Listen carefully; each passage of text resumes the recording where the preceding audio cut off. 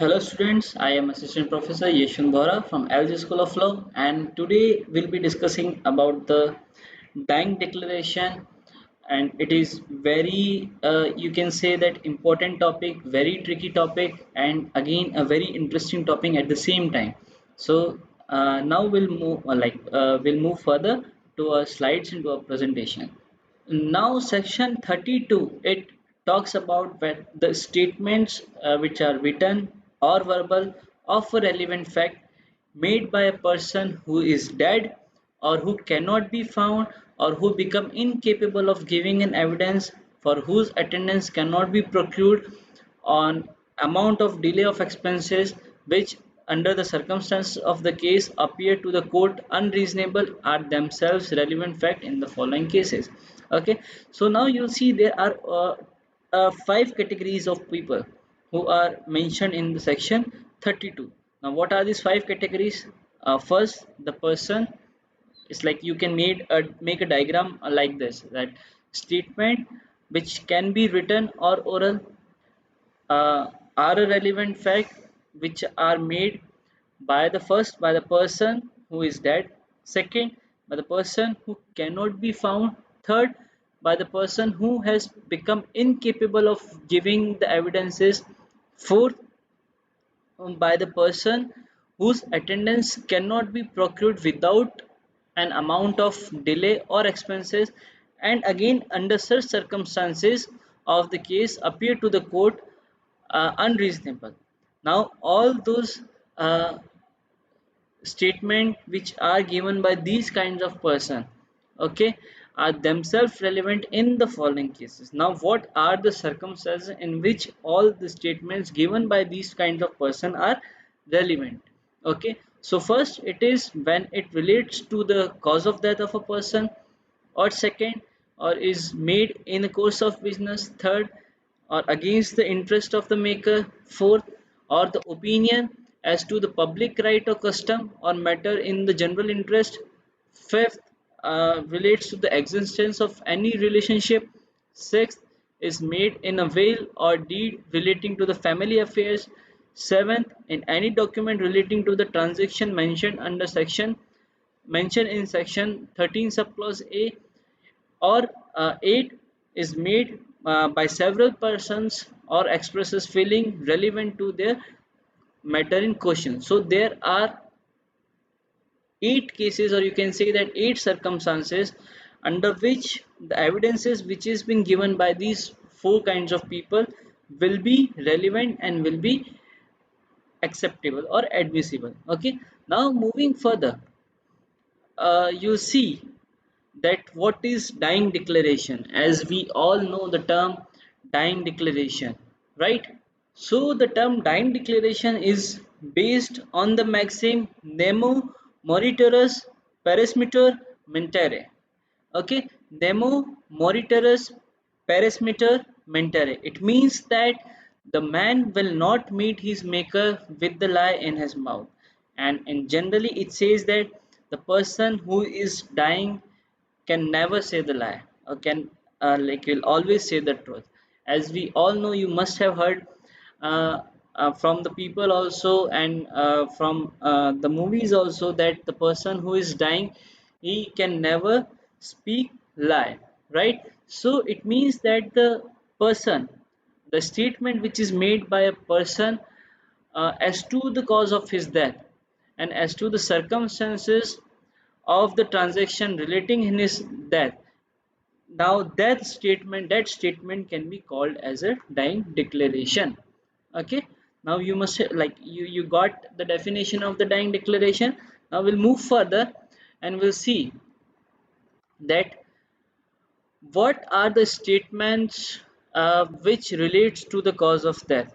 Okay, so when the statement is made by a person as to the cause of his death or any of the circumstances transaction which resulted in his death, now in that case in which the cause of the person that comes into question, okay, now all such statements are the relevant whether the person who made them was or was not at the time or when they were made under the expectation of death, and whatever may be the nature of the proceedings in which the cause of his death come into the question.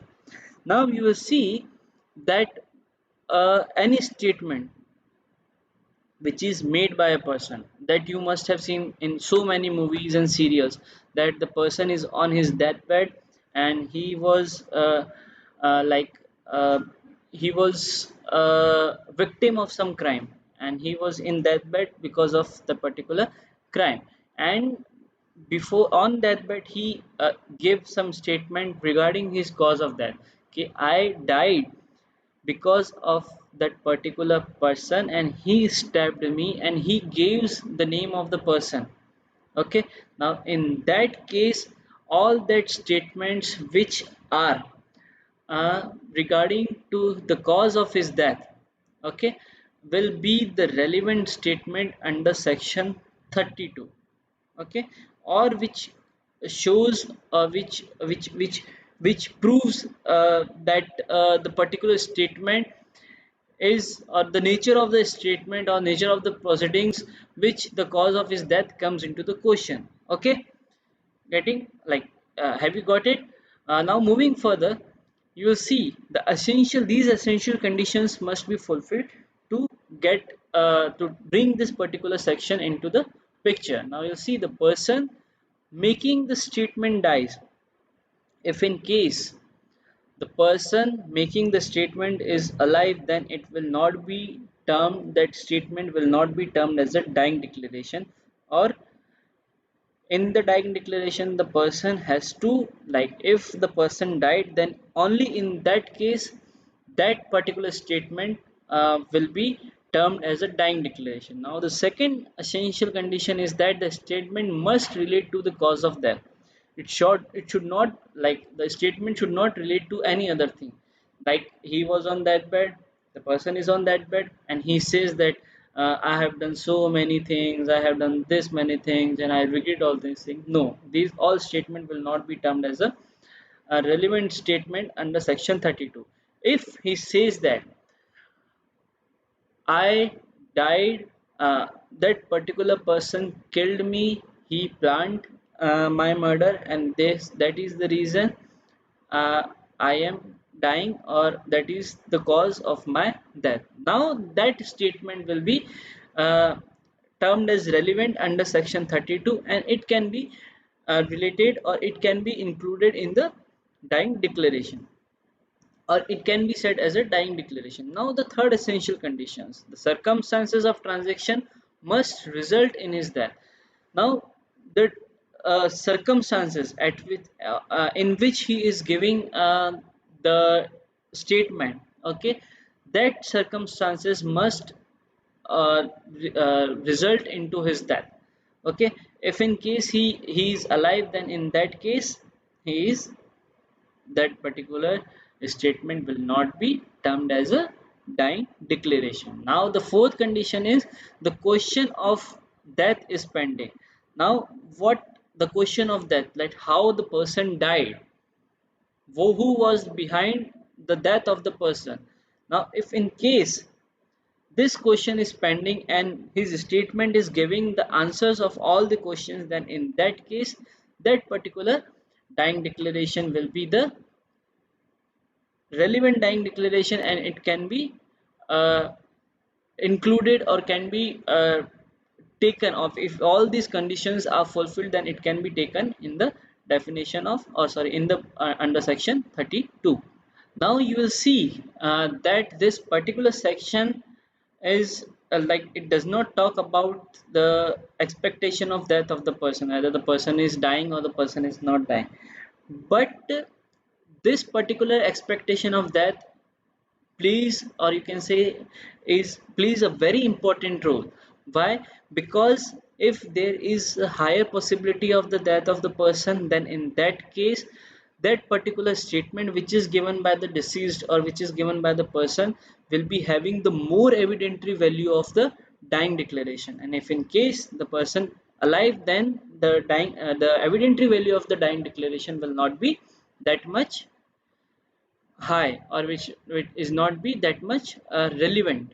Okay, now moving further, you see sorry, just yeah, sorry.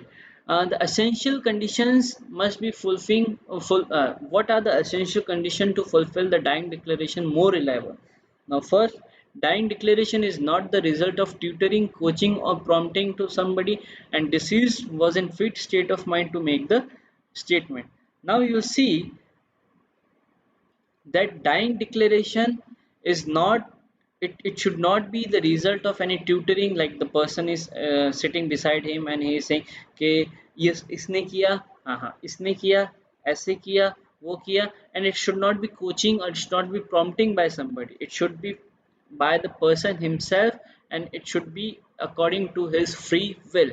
And again, the deceased while recording the statement should be, or like he must be, not should be, he must be in the fit state of condition or fit state of mind. If in case he is not a fit state of mind, then the dying declaration will not be that much reliable. Now moving further,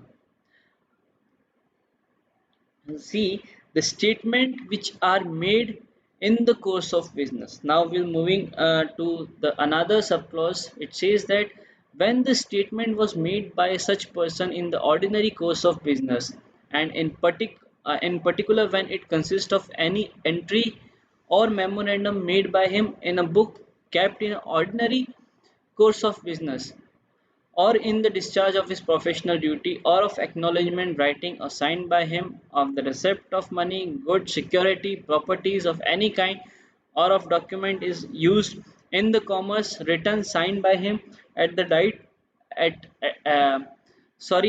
signed by him or on of the date of a letter or other document usually dated, written or signed by him. Now you will see that now it says that statement which is made by the person during his ordinary course of business, in sense of the memorandum made by him, in sense of any receipt he has signed, in sense of discharging his for professional duties.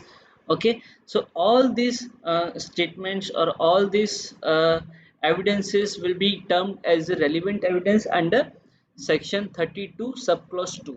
Okay, so it means that if the person is not like the person is not able to reach, like we have read the four categories of the person, then if in case the person is not able to reach, then in that case all the statements which have been uh, done, or all the evidences which has been used, or you can say which has been statement which has been made by the person during the course of his employment and during the discharging of his professional duty, all these evidences will be termed as a relevant evidences. Now I think that you must have like you are must like mostly clear about the terms dying declaration and uh, the 32 subclause 2, which talks about the statement made during the course of the business.